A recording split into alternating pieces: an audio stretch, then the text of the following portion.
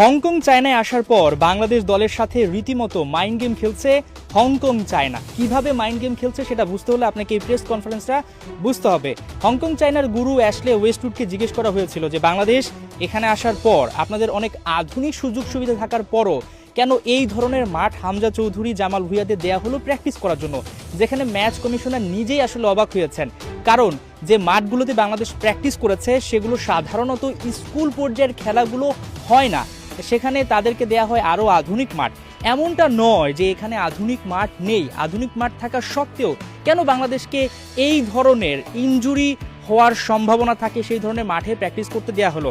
এই কথার উত্তরে অ্যাশলে ওয়েস্টউড তিনি বলেছেন যে বাংলাদেশে যেসব মাঠ রয়েছে তার চাইতেও 100 গুণ বেটার এই মাঠগুলো।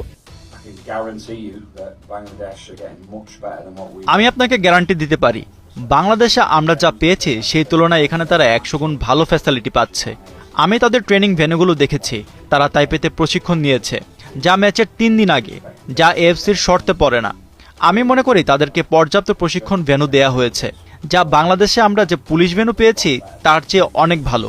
অ্যাশলে ওয়েস্টউডের এই কথায় আপনি একমত হতে পারেন, তবে এখানকার যারা স্থানীয়রা তারা কিন্তু একেবারে একমত হবে না। কারণ তারা দেখেছে যখন বিদেশি দলগুলো আসে তাদেরকে কি ধরনের সুযোগ সুবিধা দেওয়া হয়।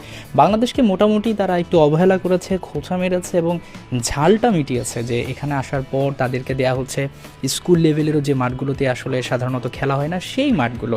এবং এখানে আরেকটা বড় ব্যাপার, তারা যে মাইন্ড গেম খেলেছে সেটা হচ্ছে যে বাংলাদেশ যে ভেন্যুতে খেলবে কাইতাক স্পোর্টস পার্কের কাইতাক স্টেডিয়ামে, সেখানে কিন্তু টেম্পারেচারটা খুবই কম থাকে। আমরা হংকং চায়না দলকে দেখতে পেরেছি তারা ঠান্ডার মধ্যে প্র্যাকটিসটা করছে। অর্থাৎ আজকে কিন্তু প্রিভিউ ডে এখানে বাংলাদেশও প্র্যাকটিস করতে পারবে, হংকং চায়নাও প্র্যাকটিস করতে পারবে। এর আগে কারো করার সুযোগ নেই। তবে বাংলাদেশকে ইচ্ছে করে এমন মাঠগুলোতে প্র্যাকটিস করতে দেওয়া হয়েছে যেগুলো আসলে প্রচণ্ড গরম এবং বাংলাদেশ কিন্তু সেখানে খুব একটা মানিয়ে নিতে পারেনি। সবচেয়ে কঠিন বিষয়টা হয়ে দাঁড়াবে বাংলাদেশ যখন এই মাঠে খেলবে, এখানে টেম্পারেচারটা একটা বড় প্রতিপক্ষ বাংলাদেশের জন্য। প্রতিপক্ষ কেন বলছি, কারণ এখানে যে ছাদটা রয়েছে স্টেডিয়ামে সেটা কিন্তু বন্ধ থাকবে এবং এসি ওপেন থাকবে, যেখানে টেম্পারেচার মোটামুটি 23 ডিগ্রি থাকতে পারে, যেটা আমরা অনেকের সঙ্গে কথা বলে জানতে পেরেছি।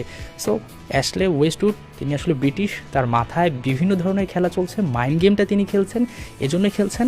একদিকে বাংলাদেশকে বিভিন্ন জায়গায় প্র্যাকটিসটা করাচ্ছেন এবং তিনি কিন্তু খোঁজখবর রাখছেন, যেটা আমরা স্থানীয় গণমাধ্যম কর্মীদের সঙ্গে কথা বলে জানতে পেরেছি। তিনি আসলে বাংলাদেশকে বিভিন্নভাবে নাচাচ্ছেন, বাংলাদেশ যাতে এখানে খুব একটা ভালোভাবে মানিয়ে নিতে না পারে। বাংলাদেশকে প্রথম দিন দেওয়া হলো একটা প্র্যাকটিস ভেন্যু, পরের দিন দেওয়া হলো আরেকটা প্র্যাকটিস ভেন্যু, এবং যে জায়গাগুলোতে সাধারণত গ্রামের ছেলেপেলেরাও খেলে না, যেটা